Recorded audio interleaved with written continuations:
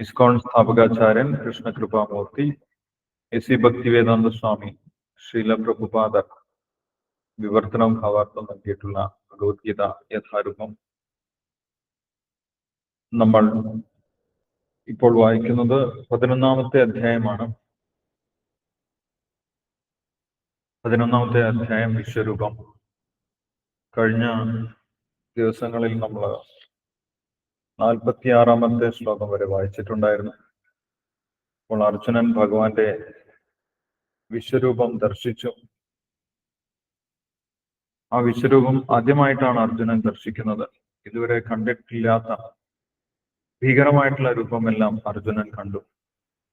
അങ്ങനെ ഭയാനകമായിട്ടുള്ള രൂപം കണ്ട സമയത്ത് അർജുനന്റെ മനസ്സിൽ അസ്വസ്ഥതയുണ്ടായി.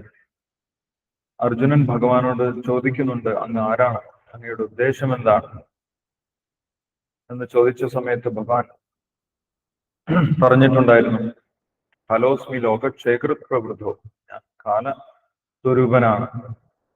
ഇവിടെ കൂടിയിട്ടുള്ള എല്ലാ സൈനികരെയും എല്ലാവരെയും വധിക്കുന്നതിനായിട്ടാണ് ഞാൻ വന്നിട്ടുള്ളത് എന്ന് ഭഗവാന്റെ പ്രവർത്തന പദ്ധതി ഭഗവാൻ വിവരിച്ചു.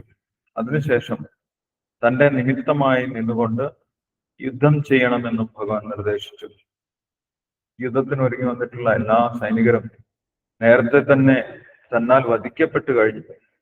അതിനാൽ നീ ഒരു നിമിത്തം മാത്രമായാൽ മതി എന്ന് ഭഗവാൻ പറഞ്ഞിട്ടുണ്ടായിരുന്നു. നിമിത്ത മാത്രം ഭവ സവ്യസാചി. അതിനുശേഷം ഭഗവാന്റെ വിശ്വരൂപത്തിനെ അർജുനൻ സ്തുതിക്കുന്നുണ്ട്. താൻ സുഹൃത് ഭാവത്തിൽ ഇരുന്ന സമയത്ത് പെരുമാറ്റത്തിലുണ്ടായിരുന്ന അപാകതകളെല്ലാം ക്ഷമിക്കണമെന്ന് പറഞ്ഞുകൊണ്ട് അർജുനൻ ഭഗവാന്റെ ചുറ്റും നടന്ന് പ്രണമിച്ചുകൊണ്ട് സ്തുതിക്കുന്നതായിട്ട് അർജുനന്റെ സ്തുതി നമ്മൾ കണ്ടു. അതിനുശേഷം ആ ഒരു വിശ്വരൂപം പിൻവലിക്കണമെന്ന് അർജുനൻ ആവശ്യപ്പെടും.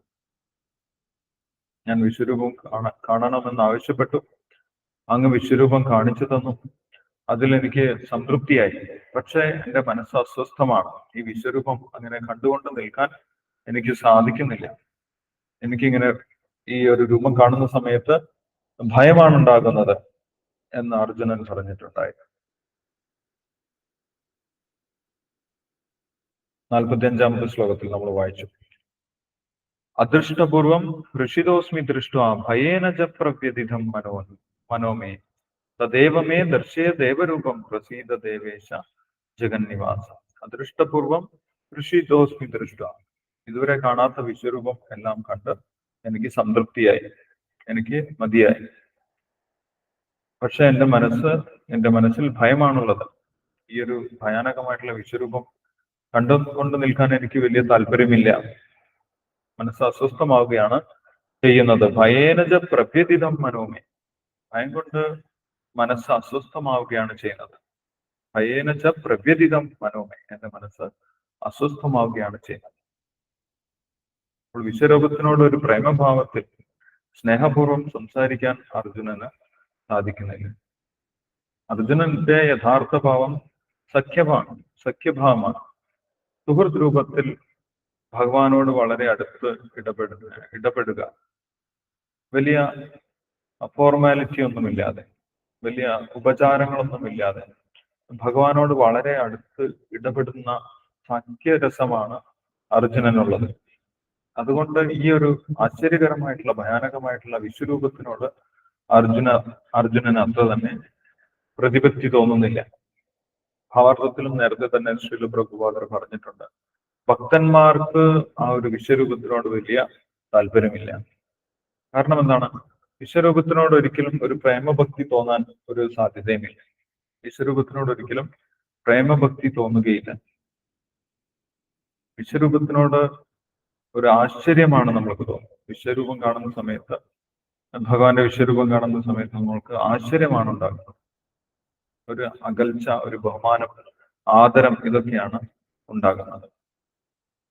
അപ്പോൾ അത് ഒരു പ്രേമഭക്തിക്ക് യോജിച്ച രൂപമല്ല.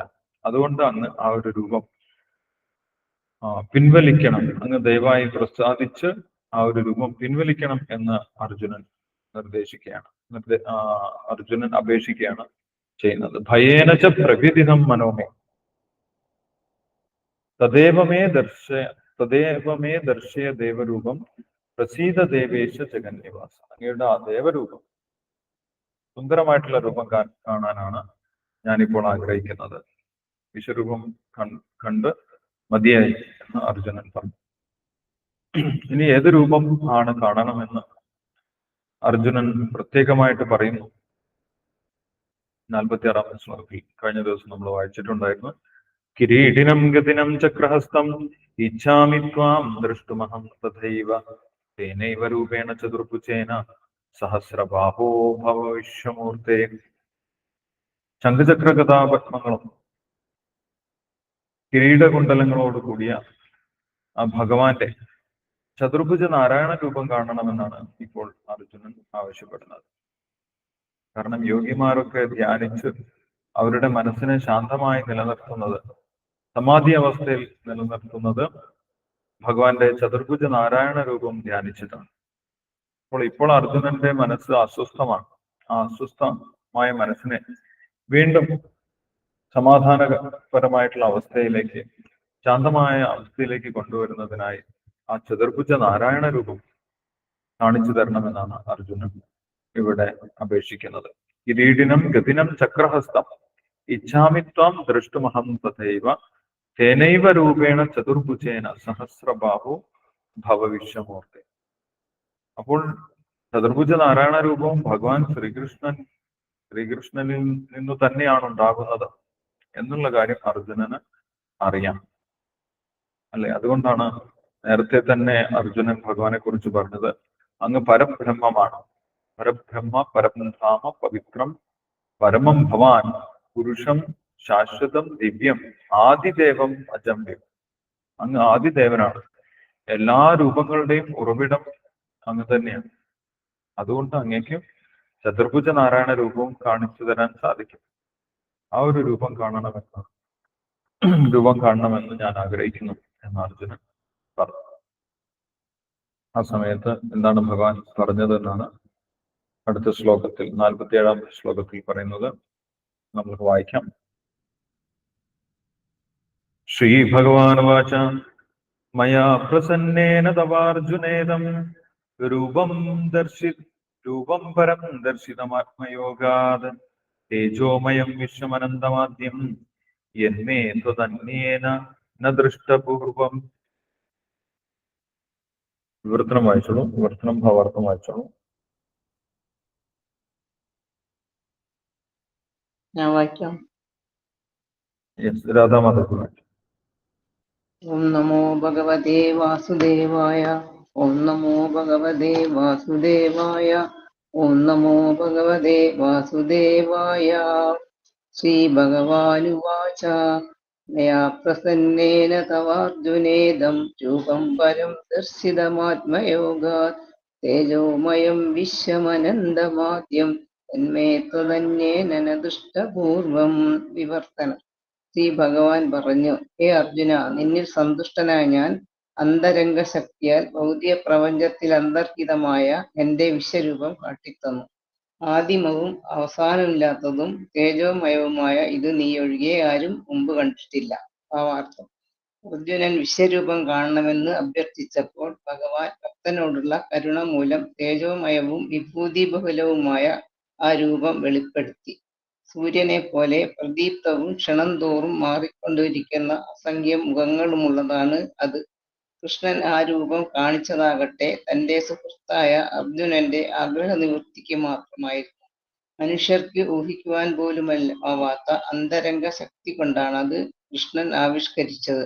അർജുനന് മുമ്പ് അതാരും കണ്ടിട്ടില്ല. പക്ഷെ അർജുനന് പ്രത്യക്ഷമായ വിശ്വരൂപം സർവ്വലോകങ്ങളിലും ബഹിരാകാശങ്ങളിലും വാഴുന്ന ഭക്തന്മാർക്കും കാണാനിടവന്നു. അവർ മുമ്പൊരിക്കലും ഇത് കണ്ടിട്ടില്ലായിരുന്നു. അർജുനൻ കാരണം അവർക്കതിന് സന്ദർഭം ലഭിച്ചു. ശിഷ്യപരമ്പരയിലുള്ള ഭഗവത് ഭക്തർക്കെല്ലാം കൃഷ്ണന്റെ കനിവ് കൊണ്ട് അർജുനന് കിട്ടിയ വിശ്വരൂപം കാണാൻ കഴിയും. കൃഷ്ണൻ ദുര്യോധനനോട് സന്ധി സംഭാഷണത്തിന് പോയപ്പോഴും കൃഷ്ണൻ ഇതേ രൂപം കൗരവസഭയിൽ കാട്ടിയെന്ന് പറയപ്പെടുന്നു. നിർഭാഗ്യവശാൽ ദുര്യോധനൻ കൃഷ്ണന്റെ ശാന്തി സന്ദേശം കൈക്കൊള്ളാതിരുന്നപ്പോഴാണ് അവിടെ ഏതാണ്ട് ഇതുപോലുള്ള വിശ്വരൂപം കാണിച്ചത്. എന്നാൽ അതും അർജുനൻ യുദ്ധരംഗത്തിൽ കണ്ട രൂപവും വ്യത്യസ്തങ്ങളത്രേ. ഇത് മുമ്പ് ആരും കണ്ടതല്ലെന്ന് കൃഷ്ണൻ സ്വയം സമ്മതിക്കുന്നുണ്ടല്ലോ. ഹരേ കൃഷ്ണ കൃഷ്ണ കൃഷ്ണ ഹരേ ഹരേ. ഹരേ കൃഷ്ണ. Thank you Radha Mataji. ഹരേ കൃഷ്ണ. അപ്പോൾ ഇവിടെ ഭഗവാൻ എന്തുകൊണ്ടാണ് താൻ അർജുനന് വിശ്വരൂപം കാണിച്ചു കൊടുത്തതെന്നും അർജുനന് കാണിച്ചു കൊടുത്ത വിശ്വരൂപത്തിന്റെ പ്രത്യേകതയും ഇവിടെ ഭഗവാൻ എടുത്തു പറയുന്നുണ്ട്. എന്തുകൊണ്ടാണ് അർജുനന് വിശ്വരൂപം കാണിച്ചത്? മയാ പ്രസന്നേന തവ അർജുനൻ, ഞാൻ അർജുനനിൽ പ്രസന്നനാണ്. ഭഗവാന്റെ സന്തോഷം കൊണ്ടാണ്, ഭഗവാന്റെ പ്രസാദം കൊണ്ടാണ്, അല്ലെങ്കിൽ ഭഗവാന്റെ അനുഗ്രഹം കൊണ്ട് മാത്രമാണ് അർജുനന് വിശ്വരൂപം കാണാൻ സാധിച്ചത്. നമ്മുടെ സ്വന്തം പ്രയത്നം കൊണ്ട് ഒരിക്കലും നമ്മൾക്ക് ഭഗവാന്റെ വിശ്വരൂപമോ അല്ലെങ്കിൽ മറ്റേതെങ്കിലും രൂപമോ കാണാൻ സാധിക്കുകയില്ല. ഇനി അടുത്ത ശ്ലോകത്തിൽ അത് വ്യക്തമാക്കി ഭഗവാൻ പറയുന്നത്, ആർക്കാണോ ഭഗവാന്റെ രൂപം കാണിച്ചു കൊടുക്കുന്നത്, ദർശനം കൊടുക്കുന്നത്, ആ വ്യക്തികൾക്ക് മാത്രമേ ഭഗവാന്റെ രൂപം, ഏത് രൂപമായാലും വിശ്വരൂപമാണെങ്കിലും മറ്റു രൂപങ്ങളൊക്കെയും കാണാൻ സാധിക്കുകയുള്ളൂ. നമ്മുടെ സ്വന്തം സങ്കല്പങ്ങൾ കൊണ്ടോ മനസ്സിലെ ഊഹങ്ങൾ കൊണ്ടോ നമുക്ക് ഭഗവാന്റെ രൂപം കാണാൻ സാധിക്കുകയില്ല എന്ന് നമുക്ക് മനസ്സിലാക്കാൻ സാധിക്കും. മയാ പ്രസന്നേന തപാർജുനേത, എന്റെ അനുഗ്രഹം കൊണ്ട് മാത്രമാണ് അർജുന നിനക്ക് ഈ വിശ്വരൂപം കാണാൻ സാധിച്ചത് എന്ന് പറയും.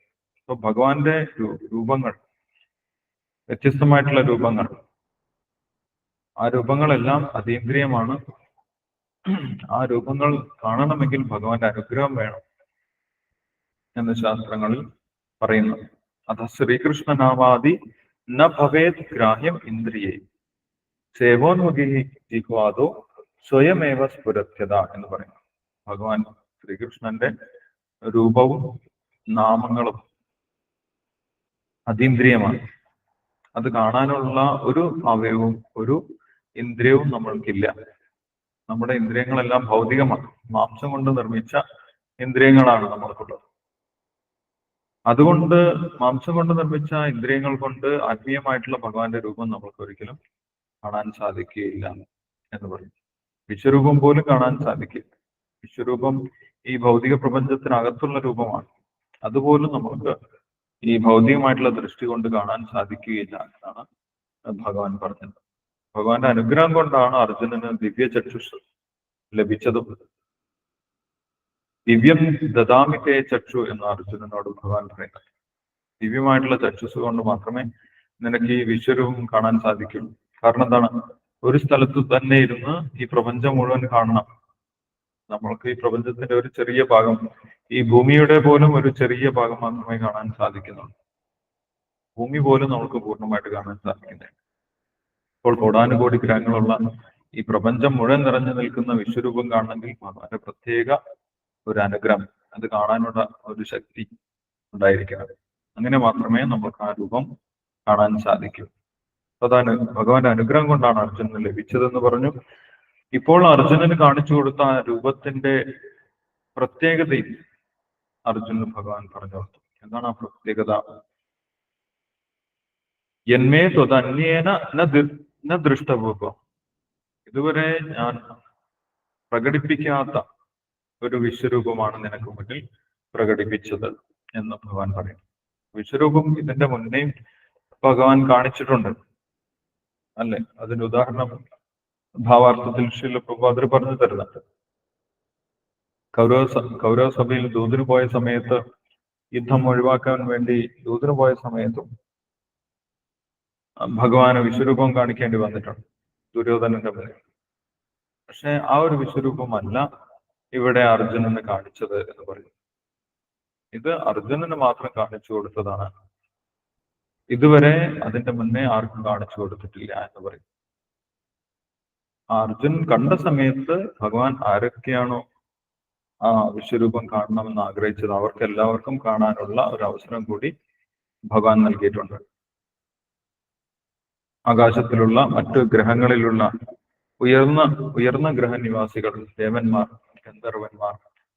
അതേപോലെ സിദ്ധന്മാർ, ഇങ്ങനെയുള്ള ഉയർന്ന വ്യക്തികൾക്കും ആ ഒരു വിശ്വരൂപം കാണാനുള്ള അവസരം അർജുനം മൂലം ഉണ്ടായിട്ടുണ്ട് എന്നുള്ള കാര്യം ശീലപ്രഭാതര ഭാവാർത്ഥത്തിൽ എടുത്തു പറയുന്നു. അപ്പോൾ ആ വിശ്വരൂപത്തിന്റെ പ്രത്യേകത പറഞ്ഞു. ഇതുവരെ ആരും കാണാത്ത വിശ്വരൂപമാണെന്ന് പറഞ്ഞു. ഭഗവാന്റെ അനുഗ്രഹം കൊണ്ട് മാത്രമാണ് അർജുനൻ ആ രൂപം കാണാൻ സാധിച്ചതെന്നും പറഞ്ഞു. അതിനുശേഷം എങ്ങനെയുള്ളവർക്കാണ് ആ ഒരു വിശ്വരൂപം കാണാൻ സാധിക്കുന്നത്? ഭൗതികമായിട്ടുള്ള ഒരു പ്രവർത്തനം കൊണ്ടും ആ വിശ്വരൂപത്തിനെ കാണാൻ സാധിക്കുകയില്ല എന്ന അടുത്ത ശ്ലോകത്തിൽ 48ാമത്തെ ശ്ലോകത്തിൽ ഭഗവാൻ പറയുന്നുണ്ട്. ന വേദയജ്ഞാധ്യേനൈർ ന ദാനൈർ ന ചക്രിയാഭിർ ന തപോഭിരുഗ്രൈ ഏവം രൂപശക്യ അഹം നിർലോകെ ദ്രഷ്ടും തദന്യേന കുരുപ്രവീര. വിവർത്തനം വായിച്ചോളൂ, അതിനുശേഷം നമുക്ക് നോക്കാം. ഹരേ കൃഷ്ണ. ഞാൻ വായിക്കട്ടെ പ്രഭുജി? തുളസി മാതാജി വായിച്ചോളൂ. ഹരേ കൃഷ്ണ. ഓം നമോ ഭഗവതേ വാസുദേവായ. ന വേദയജ്ഞാധ്യയനൈർന നാധാനൈർ ന ചക്രിയാഭിർന തപോഭിരുഗ്രൈ ഏവം രൂപശക്യ അഹം നൃലോകേ ദ്രഷ്ടും ത്വദന്യേന കുരു പ്രവീര. ഹേ കുരുശ്രേഷ്ഠ, എന്റെ ഈ വിശ്വരൂപം നീ അല്ലാതെ മറ്റാരും ഇതുവരെ കണ്ടിട്ടില്ല. വേദാധ്യായനം, യജ്ഞാനുഷ്ഠാനം, ദാനം, തപസ് എന്നിവ കൊണ്ടോ പുണ്യകർമ്മങ്ങൾ കൊണ്ടോ ഭൗതിക ലോകത്തിൽ ആർക്കും എന്റെ ഈ രൂപം ദൃശ്യമാവില്ല. ഭാവാർത്ഥം: ഈ അവസരത്തിൽ ദിവ്യദർശനം എന്നാൽ എന്തെന്ന് സ്പഷ്ടമായി മനസ്സിലാക്കേണ്ടതുണ്ട്. ആർക്കാണ് ദിവ്യദർശനം സാധ്യമാവുക? ദിവ്യം എന്നാൽ ഐശ്വര്യം. ഒരു ദേവന്റെ നിലയിലെത്തിയവർക്ക് ദിവ്യദൃഷ്ടി കൈവരൂ. ആരാണ് ദേവൻ? വിഷ്ണുഭക്തന്മാരാണ് ദേവന്മാർ എന്ന വേദ സിദ്ധാന്തമുണ്ട്. വിഷ്ണുഭക്താഹ സ്മൃതാദേവഹ. നാസ്തികർക്ക് അഥവാ വിഷ്ണുവിൽ വിശ്വാസമില്ലാത്തവർക്കും കൃഷ്ണന്റെ വ്യക്തിശൂന്യഭാവത്തിൽ മാത്രം മഹത്വം ദർശിക്കുന്നവർക്കും ദിവ്യദർശനം സാധ്യമല്ല. കൃഷ്ണനെ അവഗണിക്കുകയും അതേസമയം ദിവ്യദർശനം ലഭിക്കുകയും ചെയ്യുക അസാധ്യം തന്നെ. ദൈവികത കൈവരിക്കാതെ ദിവ്യദർശനം സാധ്യമല്ല. നേരെ മറിച്ച് ദിവ്യദർശനമുള്ളവർക്ക് അർജുനൻ കണ്ടതുപോലെ വിശ്വരൂപം കാണാൻ കഴിയും. ഭഗവത്ഗീതയിൽ വിശ്വരൂപ വർണ്ണനയുണ്ട്. അർജുനന് മുമ്പ് ആർക്കും ഈ രൂപത്തെക്കുറിച്ച് അറിവുണ്ടായിരുന്നില്ലെങ്കിലും ഈ സംഭവത്തിന് ശേഷം നമുക്ക് ഇതിന്റെ ഒരു ഏകദേശ ജ്ഞാനം ലഭ്യമായിരിക്കും. ദിവ്യതയുള്ളവർക്ക് ഭഗവാന്റെ വിശ്വരൂപം കാണുക തന്നെ ചെയ്യാം. തികച്ചും കൃഷ്ണന്റെ ഉത്തമ ഭക്തനാകാത്തിടത്തോളം കാലം ഒരാൾക്ക് ദിവ്യനാകാൻ സാധിക്കുകയില്ല. വാസ്തവത്തിൽ ദിവ്യ സ്വഭാവികളും ദൃഷ്ടിയുള്ളവരും ആയ ഭക്തന്മാർ വിശ്വരൂപ ദർശനത്തിന് ഏറെ താല്പര്യമുള്ളവരല്ല. കഴിഞ്ഞ ശ്ലോകത്തിൽ പറഞ്ഞതുപോലെ കൃഷ്ണന്റെ ചതുർഭുജ വിഷ്ണുരൂപം കാണുവാൻ അർജുനൻ ആഗ്രഹിച്ചു. വാസ്തവത്തിൽ അർജുനന് വിശ്വരൂപത്തെ ഭയമായിരുന്നു. ഈ ശ്ലോകത്തിൽ പ്രമുഖങ്ങളായ ചില പദങ്ങളുണ്ട്. വേദയജ്ഞാധ്യായനൈ, വൈദിക ശാസ്ത്രത്തെയും യജ്ഞവിധാന പഠനത്തെയും ഇത് സൂചിപ്പിക്കുന്നു. വേദം എന്ന പദം കൃക്, യജുസ്, സാമം, അഥർവം എന്നീ 4 വേദങ്ങൾ, 18 പുരാണങ്ങൾ, ഉപനിഷത്തുകൾ, വേദാന്ത സൂത്രം എന്നിവയെ കുറിക്കുന്നു. ഇവ കുടുംബത്തിലിരുന്നോ വേറൊരിടത്ത് വെച്ചോ പഠിക്കാവുന്നതാണ്. കൽപ്പസൂത്രങ്ങളും മീമാംസാ സൂത്രങ്ങളും യജ്ഞാനുഷ്ഠാന വിധികൾ വിവരിക്കുന്നവയാണ്. ബ്രാഹ്മണരെയും വിഷ്ണുഭക്തരെയും പോലെ ആധ്യാത്മികമായ ഭഗവത് സേവനത്തിൽ ഏർപ്പെട്ടിരിക്കുന്ന സജ്ജനങ്ങൾക്ക് ഉള്ളഴിഞ്ഞ ദ്രവ്യം നൽകുന്നതത്രേ ദാനം. അഗ്നിഹോത്രാദികളും മറ്റു കുലാചാര വിഹിതങ്ങളുമായ പ്രവർത്തികളുമാണ് പുണ്യക്രിയകൾ. സ്വേച്ഛാപ്രകാരം ശരീരപീഡകൾ അനുഭവിക്കുന്നതാണ് തപസ്യ. ഇങ്ങനെ ദാനം, തപസ്, വേദപഠനം ഇവയെല്ലാം അനുഷ്ഠിച്ചാലും അർജുനനെ പോലെ കൃഷ്ണഭക്തനല്ലാത്ത പക്ഷം ഒരാൾക്ക് വിശ്വരൂപ ദർശനം ലഭ്യമല്ല. വിശ്വാത്മകമായ ഭഗവത് രൂപ ദർശനം സിദ്ധിച്ചതായി നിർഗുണോപാസകരും സങ്കല്പിക്കാറുണ്ട്. പക്ഷെ അവർ ഭക്തന്മാരല്ലെന്ന് ഭഗവത്ഗീതയിൽ നിന്ന് നമുക്ക് മനസ്സിലാക്കാം. അതുകൊണ്ട് കൃഷ്ണന്റെ വിശ്വരൂപം അവർക്ക് ദൃശ്യമല്ലതാനും. അവതാരങ്ങളെ സൃഷ്ടിക്കുന്നവരായി പലരുമുണ്ട്. ഒരു സാധാരണ മനുഷ്യനെ അവർ അവതാര പുരുഷൻ എന്ന് പറഞ്ഞ് മിഥ്യാവകാശം ഉയർത്തുന്നു. വിഡ്ഢിത്തരമാണിത്. നമുക്ക് ഭഗവത്ഗീത സിദ്ധാന്തങ്ങളെ പിന്തുടരാം. ഈ മറ്റു വിധത്തിൽ ആത്മജ്ഞാനം നേടുവാനാവില്ല. ഭഗവത്ഗീത ഈശ്വര വിജ്ഞാനത്തിന്റെ പ്രാരംഭ പാഠമായി കരുതപ്പെടുന്നു. എങ്കിലും ആർക്കും സത്യാസത്യ ജ്ഞാനത്തിന് വേണ്ടുന്ന കഴിവുണ്ടാക്കത്തക്ക പരിപൂർണതയാണോ അതിനുള്ളത്? ഒരു മിഥ്യാവതാരത്തെ പിന്തുടരുന്നവരും തങ്ങൾ അതീന്ദ്രിയമായ ഒരു ഭഗവതാവതാരത്തെ, വിശ്വരൂപത്തെ കണ്ടുവെന്ന് പറഞ്ഞേക്കും. എന്നാൽ അത് സ്വീകാര്യമല്ല. കൃഷ്ണഭക്തൻ ഒഴികെ ആർക്കും വിശ്വരൂപ ദർശനം സാധ്യമല്ലെന്ന് ഇവിടെ സ്പഷ്ടമാക്കിയിട്ടുണ്ടല്ലോ. അതുകൊണ്ടാണ് ആദ്യമായി വേണ്ടത് കൃഷ്ണഭക്തനാവുകയാണ്. ഭക്തന് മാത്രമേ താൻ കണ്ട വിശ്വരൂപം മറ്റൊരാൾക്ക് കാണിച്ചു തരാമെന്ന് അവകാശപ്പെടാൻ കഴിയുള്ളൂ. മിഥ്യാവതാരങ്ങളുടെയോ അവയുടെ അനുയായികളോ ആയോ ഒരു കൃഷ്ണഭക്തൻ അംഗീകരിക്കുകയില്ല. ഹരേ കൃഷ്ണ കൃഷ്ണ കൃഷ്ണ ഹരേ ഹരേ, ഹരേ രാമ രാമ രാമ ഹരേ ഹരേ. ഹരേ കൃഷ്ണ പ്രഭുജി. ഹരേ കൃഷ്ണ. താങ്ക് യു തുളസി മാതാജി. ഹരേ കൃഷ്ണ. ഇവിടെ ഭഗവാൻ പറയുന്നത് ഭക്തിയുടെ ഒരു അംശമില്ലാതെ നമ്മൾക്ക് ഒരിക്കലും ഭഗവാന്റെ രൂപം ദർശിക്കാൻ സാധിക്കുകയില്ല എന്നാണ്. വിശ്വരൂപം ദർശിക്കണമെങ്കിൽ പോലും നമ്മൾക്ക് ഭഗവാന്റെ ഒരു അനുഗ്രഹം, ഭക്തിയുടെ അംശം ഉണ്ടായിരിക്കണം. ഭക്തിയുടെ അംശമില്ലാതെ ചെയ്യുന്ന പ്രവൃത്തികളൊക്കെ ഭൗതിക പ്രവൃത്തിയായിട്ട് മാറും, അല്ലെ? അത് വേദപഠനമായാലും യജ്ഞമായാലും ദാനമായാലും ഭഗവാന്റെ ഭക്തിയിലൂടെ അല്ല നമ്മൾ ചെയ്യുന്നതെങ്കിൽ, ഭഗവാനെ ആശ്രയിച്ചല്ല, ഭഗവാനെ തൃപ്തിപ്പെടുത്താനല്ല ചെയ്യുന്നതെങ്കിൽ അതെല്ലാം ഭൗതികമായിട്ടുള്ള പ്രവൃത്തിയായിട്ട് മാറും. അങ്ങനെ സ്വന്തം പ്രയത്നം കൊണ്ട് മാത്രം നമ്മൾക്ക് ഭഗവാന്റെ ഈ വിശ്വരൂപം പോലും ദർശിക്കാൻ സാധിക്കുകയില്ല എന്നിവിടെ ഭഗവാൻ പറയുന്നുണ്ട്. ന വേദയജ്ഞാധേനേർ ന ദാനേർ ന ചക്രിയാഭിർ ന തപോഭിരുഗ്രൈ ഏവം രൂപശക്യ അഹം നിർലോകെ ദ്രഷ്ടും ത്വതന്യേന കുരുപ്രവീര.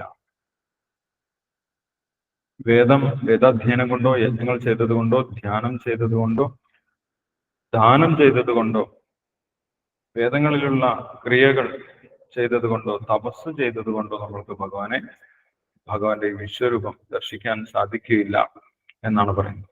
അപ്പോൾ അതിന് ഒരു ഭക്തിയുടെ അംശം കൂടി ആവശ്യമാണ്, ഭഗവാന്റെ അനുഗ്രഹം കൂടി ആവശ്യമാണ്.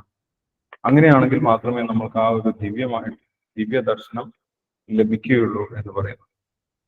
ആരാണ് ദിവ്യ ദർശനത്തിന് യോഗ്യൻ എന്ന ഭാവാർത്ഥത്തിൽ ശ്രീല പ്രഭുപാദർ വിശദമാക്കുന്നുണ്ട്. ദിവ്യൻ എന്ന് പറഞ്ഞു കഴിഞ്ഞാൽ ദേവന്മാരുടെ ആ ക്വാളിറ്റിയുള്ള വ്യക്തി എന്നാണ്. ദിവ്യ ദർശനം ലഭിക്കുന്ന വ്യക്തി ദിവ്യൻ എന്നുള്ള ആ വാക്കിന്റെ അർത്ഥം. ദേവന്മാരുടെ സ്വഭാവമുള്ള വ്യക്തി. ആരാണ് ദേവൻ എന്നും ശ്രീല പ്രഭുപാദർ വിശദമാക്കുന്നുണ്ട്. വിഷ്ണു ഭക്ത സ്മൃതാ ദേവ ആസുരം സ വിപര്യ എന്ന് പറയുന്നത്. വിഷ്ണു ഭക്തന്മാരെയാണ് ദേവന്മാർ എന്ന് പറയുന്നത്. നമ്മൾ ആരുടെയെങ്കിലും ഭക്തനായി കഴിഞ്ഞാൽ ദൈവികമായിട്ടുള്ള സ്വഭാവം ഉണ്ടാകുന്നില്ല. വിഷ്ണു ഭക്തന്മാർക്കാണ് ദൈവിക സ്വഭാവം ഉണ്ടാകുന്നത്. വിഷ്ണു ഭക്തന്മാരെ മാത്രമാണ് ദേവന്മാർ എന്ന് വിളിക്കുന്നത്. വിഷ്ണുവിന്റെ ഭക്തി ചെയ്യാൻ കൂട്ടാക്കാത്തവരെയാണ് അസുരന്മാരെന്ന് വിളിക്കുന്നത്. അവരും ആരാധന ചെയ്യുന്നുണ്ട്, അവരും പല ദേവന്മാരെയും ആരാധന ചെയ്യുന്നുണ്ട്.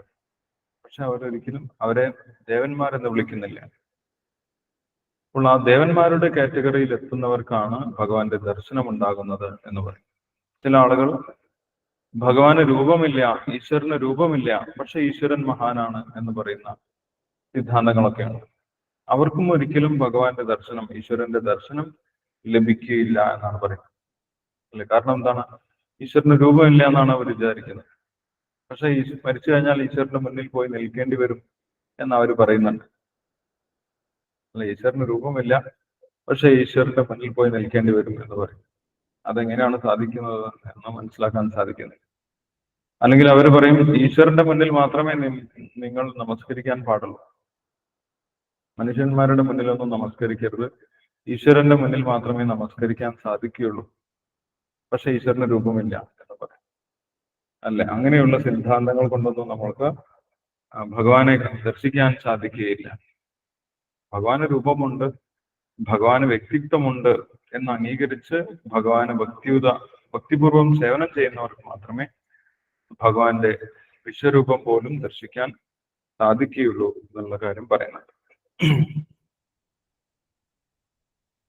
യെസ്. മറ്റൊരു കാര്യം പറയുന്നത്, ഇവിടെ ഭഗവാൻ വിശ്വരൂപം അർജുനന് കാണിച്ചു കൊടുത്തു. അർജുനൻ കണ്ട വിശ്വരൂപം ഇവിടെ ഭഗവത്ഗീതയിലൂടെ വ്യാസദേവൻ വിശദീകരിച്ച് നൽകുകയും ചെയ്തു. അതുകൊണ്ട് അത് വായിക്കുന്നവർക്കും ആ വിശ്വരൂപത്തിനെ കുറിച്ച് ഒരു ഏകദേശ ധാരണ ലഭിക്കും. അല്ലെ? നമ്മൾ വിശ്വരൂപം നേരിട്ട് കണ്ടിട്ടില്ലെങ്കിൽ പോലും, അർജുനനാണ് വിശ്വരൂപം നേരിട്ട് കണ്ടതെങ്കിൽ പോലും, അർജുനൻ കണ്ട വിശ്വരൂപത്തിനെ വിവരിച്ച് കേൾക്കുന്ന സമയത്ത് എങ്ങനെയായിരിക്കാം വിശ്വരൂപം എന്നൊരു ധാരണ കേൾക്കുന്നവർക്കും ഉണ്ടാകും. അതുകൊണ്ട് ഏതെങ്കിലും ഒരു വ്യക്തി ഞാൻ ഈശ്വരന്റെ അവതാരമാണ് എന്ന് വന്ന് പറയുന്ന സമയത്ത് നമ്മൾക്ക് അവരോടും ആ ഒരു വിശ്വരൂപം കാണിച്ചു തരണം. ഭഗവാൻ കാണിച്ചിരുന്ന വിശ്വരൂപം ഇങ്ങനെയാണ്, അതുകൊണ്ട് ആ ഒരു വിശ്വരൂപം കാണിച്ചു തരണം എന്ന് നമുക്ക് അവരോടും ആവശ്യപ്പെടാൻ സാധിക്കും. അങ്ങനെ വഞ്ചകന്മാരായിട്ടുള്ള ആളുകളിൽ നിന്ന് നമുക്ക് രക്ഷപ്പെടാൻ സാധിക്കും എന്നാണ് പറയുന്നത്. ഞാൻ ഈശ്വരനാണ് അല്ലെങ്കിൽ ഈശ്വരന്റെ അവതാരമാണ് എന്ന് പറയുന്നവരോട് ചോദിക്കാൻ നമ്മൾക്കൊരു ചോദ്യമുണ്ട്, അല്ലെ? നിങ്ങൾ വിശ്വരൂപം കാണിക്കും. ഭഗവാൻ ശ്രീകൃഷ്ണൻ അർജുനൻ ചോദിച്ച ഉടനെ തന്നെ വിശ്വരൂപം കാണിച്ചു. അതേപോലെ നിങ്ങളും വിശ്വരൂപം കാണിക്കുകയാണെങ്കിൽ ഞങ്ങൾ നിങ്ങളെ ഈശ്വരനാണോ അല്ലയോ എന്ന് അംഗീകരിക്കുന്നതിൽ തീരുമാനമെടുക്കാം, അത് പരിഗണിക്കാം എന്ന് നമുക്ക് പറയാൻ സാധിക്കും.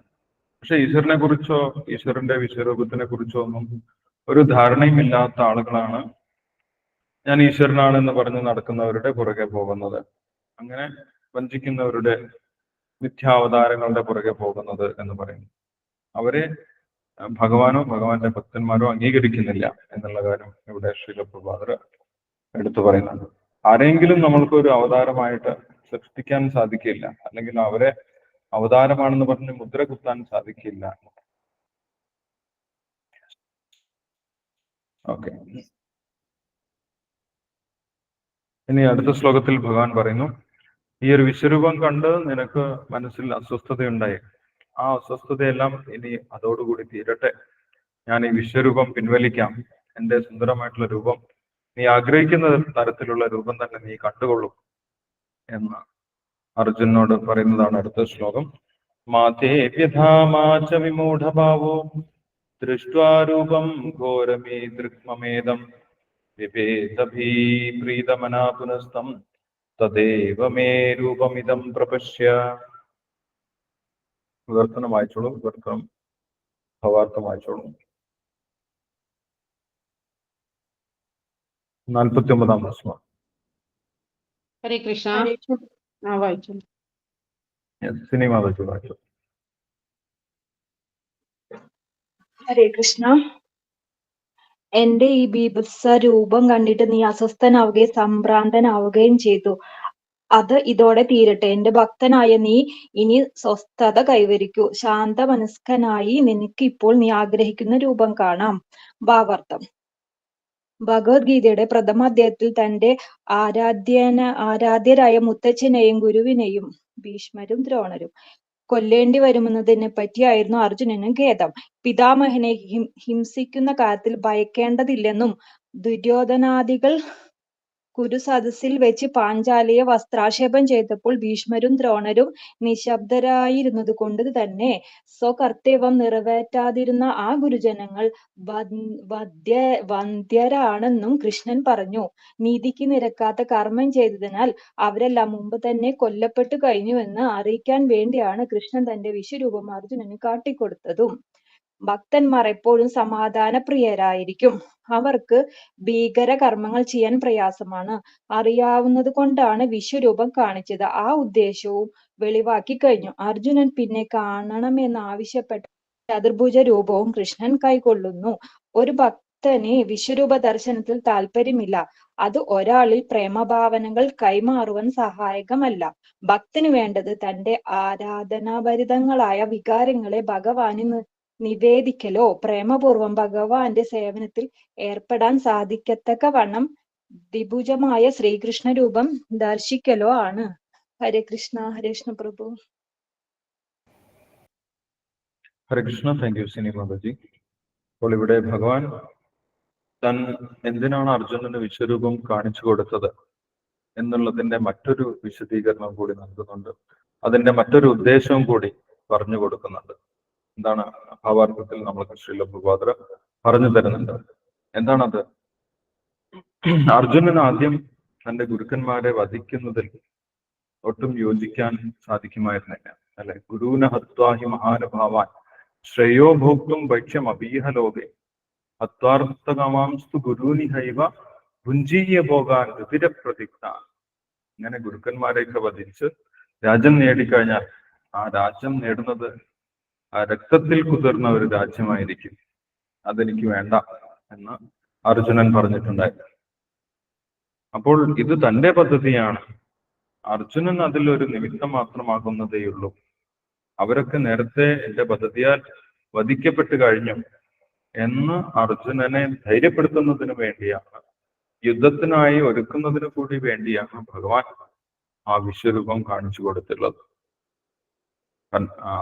സാധാരണഗതിയിൽ ഭക്തന്മാർക്ക് ഇഷ്ടമല്ലെങ്കിൽ പോലും, അത്ര താല്പര്യമില്ലെങ്കിൽ പോലും, ആ ഒരു വിശ്വരൂപം അർജുനന് ഭഗവാൻ കാണിച്ചു കൊടുക്കാനുള്ള കാരണം അർജുനനെ യുദ്ധത്തിന് സന്നദ്ധനാക്കാൻ കൂടി വേണ്ടിയായിരുന്നു എന്നുള്ള കാര്യം ഇവിടെ ശ്രീല പ്രഭുപാദര് വ്യക്തമാക്കുന്നുണ്ട്. നമുക്ക് അടുത്ത ശ്ലോകം കൂടി വായിക്കാം. സഞ്ജയ ഉവാച, 9ാമത്തെ ശ്ലോകം.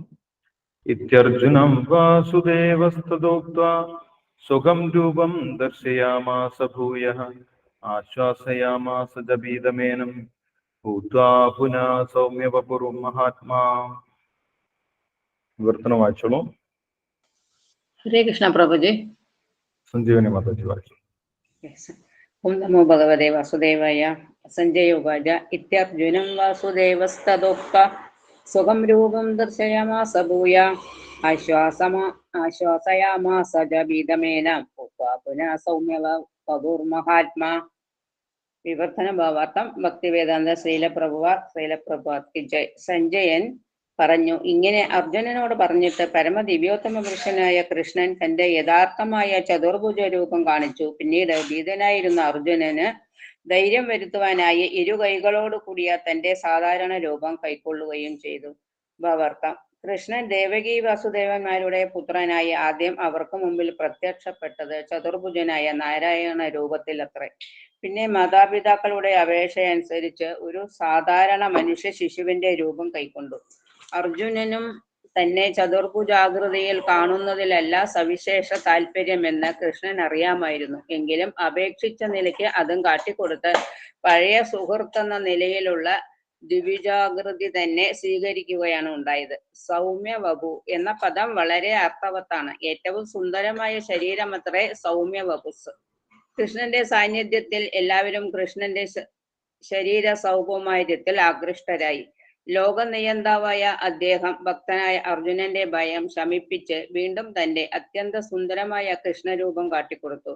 പ്രേമാഞ്ജനച്ചുരിത ഭക്തി വിലോചനേന എന്ന ബ്രഹ്മസംഹിത 5.38 പാടുന്നു. പ്രേമത്തിന്റെ അഞ്ജനം എഴുതിയ കണ്ണുകൾക്ക് മാത്രമേ സുന്ദരമായ ശ്രീകൃഷ്ണ രൂപം കാണാൻ കഴിയൂ. ഹരേ കൃഷ്ണ. ഹരേ കൃഷ്ണ. Thank you Sanjeevani Mataji. ഹരേ കൃഷ്ണ.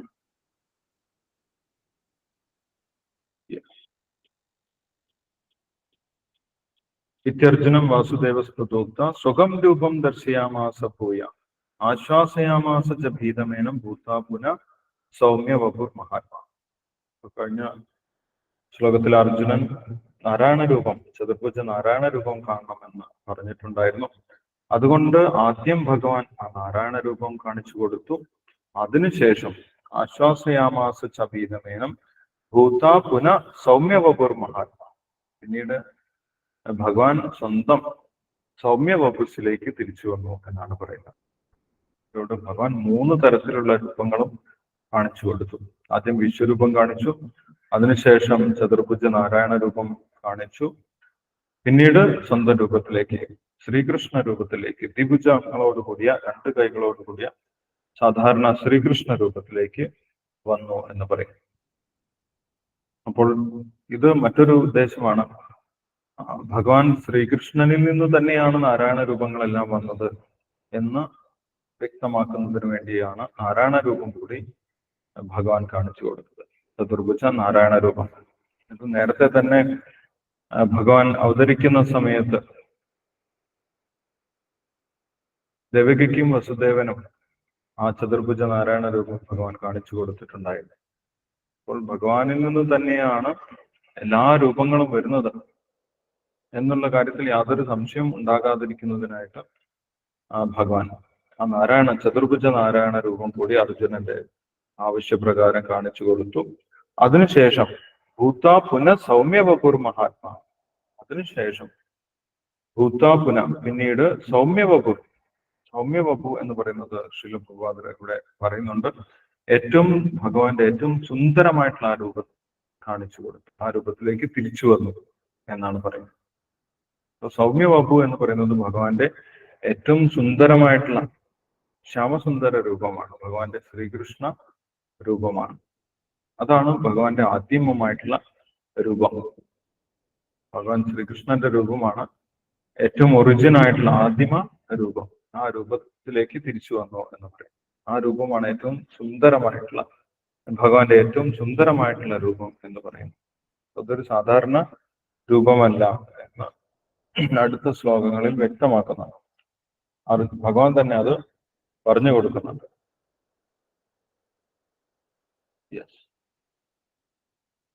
അടുത്തൊരു ശ്ലോകം കൂടി വായിക്കാം.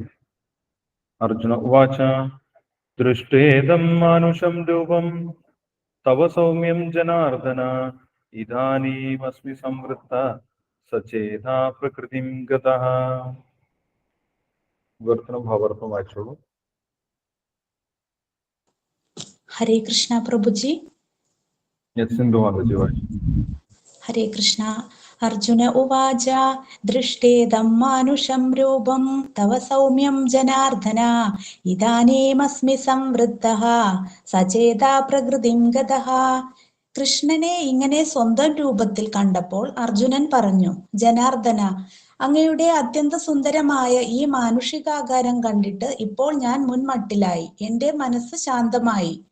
ഭാവാർത്ഥം: മാനുഷ രൂപം എന്നതുകൊണ്ട് സൂചിപ്പിക്കുന്നത് പരമദിവ്യോത്തമ പുരുഷൻ മൗലികമായി ദ്വിഭുജനാണെന്നാണ്. കൃഷ്ണൻ ഒരു സാധാരണ മനുഷ്യൻ എന്നു കരുതി അദ്ദേഹത്തെ അപഹസിക്കുന്നവർക്ക് ഭഗവാന്റെ ദിവ്യ സ്വഭാവം അറിഞ്ഞുകൂടാ എന്ന് ഇവിടെ വ്യക്തമാക്കുന്നു. കൃഷ്ണൻ ഒരു സാധാരണ മനുഷ്യനാണെങ്കിൽ അദ്ദേഹത്തിന് വിശ്വരൂപം കാണിക്കാനും പിന്നെ 4 കൈകളോട് കൂടിയ നാരായണ രൂപത്തിൽ പ്രത്യക്ഷീഭവിക്കാനും എങ്ങനെ കഴിയും? കൃഷ്ണൻ വെറുമൊരു മനുഷ്യനാണെന്നും അദ്ദേഹത്തിലുള്ള നിർഗുണ ബ്രഹ്മമാണ് ഗീത ഉപദേശിക്കുന്നതെന്നും ഊന്നി പറയുന്നവർ വായനക്കാരെ വഴിതെറ്റിക്കുകയാണെന്നും അത് ഏറ്റവും വലിയ അനീതിയാണെന്നും ഭഗവത്ഗീത വ്യക്തമാക്കുന്നു. വിശ്വരൂപവും ചതുർഭുജനായ നാരായണ രൂപവും കൈക്കൊണ്ട കൃഷ്ണനെ എങ്ങനെ ഒരു സാധാരണ മനുഷ്യൻ എന്നു പറയാം? ഇങ്ങനെ വഴിതെറ്റിക്കുന്ന ഗീതാഭാഷ്യങ്ങൾ ഒരു പരമഭക്തന് ആശയക്കുഴപ്പം ഉണ്ടാക്കുന്നില്ല. സത്യം എന്തെന്ന് അയാൾക്കറിയാം. പകൽ വെളിച്ചം പോലെ വ്യക്തമാണ് ഭഗവത്ഗീതയിലെ ഉപദേശങ്ങൾ. മൂഢന്മാരായ ഭാഷ്യകാരന്മാരുടെ ദീപനാളങ്ങൾ അവയ്ക്ക് ആവശ്യമില്ല. ഹരേ കൃഷ്ണ കൃഷ്ണ കൃഷ്ണ ഹരേ ഹരേ, ഹരേ രാമ രാമ രാമ ഹരേ ഹരേ. ഹരേ കൃഷ്ണ പ്രഭുജി. ഹരേ കൃഷ്ണ. Thank you Sindhu Mataji. ഹരേ കൃഷ്ണ. അപ്പോൾ അർജുനൻ താൻ ഇപ്പോൾ കാണുന്നത് ഏത് രൂപമാണ് എന്ന് വ്യക്തമാക്കുകയാണ്. കാരണം അടുത്ത ശ്ലോകം ഇപ്പോൾ അർജുനൻ കാണുന്ന രൂപത്തിനെ കുറിച്ചാണ് പറയുന്നത്, വിശ്വരൂപത്തിനെ കുറിച്ചല്ല. അപ്പോൾ അത് വ്യക്തമാക്കുന്നതിനായിട്ട് അർജുനൻ, ഞാനിപ്പോൾ അങ്ങയുടെ ഏത് രൂപമാണ് കാണുന്നത്? ദൃഷ്ടേദം മാനുഷം രൂപം തവ സൗമ്യം ജനാർദ്ദന ഇദാനീമസ്മി സംവൃത്ത സചേതാ പ്രകൃതിം ഗതഃ. അപ്പോൾ ഞാൻ കാണുന്നത് അങ്ങയുടെ വിശ്വരൂപമോ അല്ലെങ്കിൽ ചതുർഭുജ നാരായണ രൂപമോ അല്ല. ഏത് രൂപമാണ്? ദൃഷ്ടേദം മാനുഷം രൂപം. സാധാരണ 2 കൈകളോടുകൂടിയ മാനുഷികമായിട്ടുള്ള രൂപമാണ് ഞാനിപ്പോൾ കാണുന്നത്. തവ സൗമ്യം ജനാർദ്ദന, ഏറ്റവും സുന്ദരമായിട്ടുള്ള ആ രൂപമാണ് ഞാൻ കാണുന്നത്. ആ രൂപം കണ്ടപ്പോഴാണ് എനിക്ക് വീണ്ടും മനസ്സിന് സ്വസ്ഥത ലഭിച്ചത്. ഇദാനീമസ്മി സംവൃത്ത സചേത പ്രകൃതിം ഗതഃ. ഇപ്പോൾ മനസ്സ് വീണ്ടും സാധാരണ നിലയിലായി, നേരത്തെ പോലെ തന്നെയായി, എനിക്ക് സമാധാനമായി. അർജുനന് ഭഗവാന്റെ ഈ ഒരു രൂപത്തിനോടാണ് ബന്ധമുള്ളത്, അല്ലെ? ഭഗവാന്റെ ദ്വിഭുജ രൂപത്തിനോടാണ്, ശ്രീകൃഷ്ണ രൂപത്തിനോടാണ് അർജുനന് ബന്ധമുള്ളത്. അതുകൊണ്ടാണ് ആ രൂപം കണ്ട സമയത്ത് അർജുനന് സ്വാഭാവിക അവസ്ഥയിലേക്ക് വരാൻ സാധിച്ചത്. അത് കണ്ടപ്പോഴാണ് അർജുനന് സമാധാനമായത് എന്ന് പറയുന്നു. അപ്പോൾ ഈ ഒരു രൂപത്തിനെ കുറിച്ചാണ് അടുത്ത ശ്ലോകത്തിൽ ഭഗവാൻ തന്നെ പറയുന്നത്. ഈ ഒരു രൂപം എത്ര ദുർലഭമാണ്. ഇവിടെ മനുഷ്യൻ രൂപം എന്ന് പറയുന്നുണ്ട്. ചില ആളുകൾ പറയും, ഈ ശ്ലോകത്തിൽ അർജുനൻ പറയുന്നത് മാനുഷം രൂപം എന്നാണ്. ദൃഷ്ടേദം മാനുഷം രൂപം. ചില ആളുകൾ പറയുന്നത് മനുഷ്യന് ഈ ഒരു രൂപമായതുകൊണ്ടാണ്, 2 കൈകളോട് കൂടിയ രൂപമായതുകൊണ്ടാണ് അവർ അതേ രൂപത്തിലായിരിക്കും ഈശ്വരൻ എന്ന് സങ്കല്പിച്ച് ആരാധിക്കുന്നത് എന്ന് ചില ആളുകൾ, നിരീശ്വരവാദികൾ പറയാറ്. ഈശ്വരന്റെ രൂപത്തിനെ എതിർക്കുന്ന ആളുകൾ പറയാറുണ്ട്. നിങ്ങൾക്ക് ഈ രൂപമായതുകൊണ്ട് നിങ്ങൾ ഈശ്വരനും അതേ രൂപമാണെന്ന് സങ്കല്പിക്കും. എന്നാണ് അവർ പറയുന്നത്. പക്ഷെ അതിന്റെ നേരെ വിപരീതമാണ്, അല്ലെ? ഭഗവാൻ ഈ രൂപമായതുകൊണ്ട് ഭഗവാൻ സ്വന്തം രൂപത്തിലാണ് മനുഷ്യരെ സൃഷ്ടിച്ചിട്ടുള്ളത്. ഭഗവാനെ അറിയാൻ കഴിയുന്ന രൂപം ഭഗവാന്റെ രൂപത്തിൽ തന്നെയാണ് ഭഗവാൻ സൃഷ്ടിച്ചിട്ടുള്ളത്. ബൈബിളിൽ പറയുന്നുണ്ട്, ഈശ്വരൻ സ്വന്തം രൂപത്തിൽ മനുഷ്യനെ സൃഷ്ടിച്ചു എന്നാണ് പറയുന്നത്. അതുകൊണ്ട് മനുഷ്യരൂപത്തിന് വലിയ പ്രത്യേകതയുണ്ട്. ഭഗവാനെ അറിയാൻ സാധിക്കുന്ന രൂപമാണ്. ഭഗവാന്റെ ഒരു പ്രതിരൂപത്തിൽ തന്നെയാണ് ഭഗവാൻ മനുഷ്യനെ സൃഷ്ടിച്ചിട്ടുള്ളത്. അപ്പൊ ഭഗവാന്റെ ആദിമ രൂപവും ഈ ഒരു ദ്വിഭുജ രൂപമുള്ള 2 കൈകളോട് കൂടിയിട്ടുള്ള ആ രൂപം തന്നെയാണ് എന്ന് പറയും. അപ്പൊ ഈ ഒരു ശ്രീകൃഷ്ണ രൂപം, ഭഗവാന്റെ ദിവ്യമായിട്ടുള്ള ദ്വിഭുജ രൂപം, അത് വിശ്വരൂപത്തിനേക്കാളും നാരായണ രൂപത്തിനേക്കാളും കാണാൻ വളരെ പ്രയാസമുള്ളതാണ് എന്ന് അടുത്ത ശ്ലോകത്തിൽ പറയുന്നുണ്ട്. സുദുർദർശമിതം രൂപം ദൃഷ്ടമാനസി എന്മമ. ഈ ശ്ലോകം വായിക്കുന്ന സമയത്ത് ഈ ശ്ലോകം വിശ്വരൂപം എന്നുള്ള അധ്യായത്തിലായതുകൊണ്ട് സാധാരണഗതിയിൽ ആളുകൾ വിചാരിക്കുക ഇത് വിശ്വരൂപത്തിനെ കുറിച്ചാണ് പറയുന്നത് എന്നാണ് വിചാരിക്കുന്നത്, അല്ലെ? സുദുർദർശമിതം രൂപം എന്ന് ഈ ഒരു അധ്യായത്തിൽ പറയുന്ന സമയത്ത് അങ്ങനെ ശ്രദ്ധിക്കാതെ നമ്മൾ വിചാരിക്കും ഇത് വിശ്വരൂപത്തിനെ കുറിച്ചാണ് പറയുന്നത്. പക്ഷെ ശ്രീല പ്രഭാതര് നമ്മൾക്ക് ഈ ഒരു കാര്യം എടുത്തു പറഞ്ഞു തരുന്നത് കൊണ്ട് നമ്മൾക്കത് മനസ്സിലാക്കാൻ സാധിക്കും. ഈ ഒരു ശ്രീകൃഷ്ണ രൂപത്തിനെ കുറിച്ചാണ് അടുത്തതായിട്ട് ഭഗവാൻ പറയുന്നത്. അത് അത്രയും കാണാൻ ദുർലഭമാണ്. സുദുർദർശമിതം രൂപം എന്നാണ് പറയുന്നത്. ദേവാപ്യസ്യ രൂപസ്യ നിത്യം ദർശന കാംക്ഷണ. ദേവന്മാർ പോലും കാണാൻ കാത്തിരിക്കുന്ന രൂപമാണ്. ഈവൻ വിഷ്ണു ഭഗവാൻ പോലും കാണാൻ കൊതിക്കുന്ന രൂപമാണ് ഭഗവാന്റെ ഈ ശ്രീകൃഷ്ണ രൂപം. ആദിനാരായണനായിട്ടുള്ള ഭഗവാൻ ശ്രീകൃഷ്ണന്റെ രൂപം എന്ന് പറയും.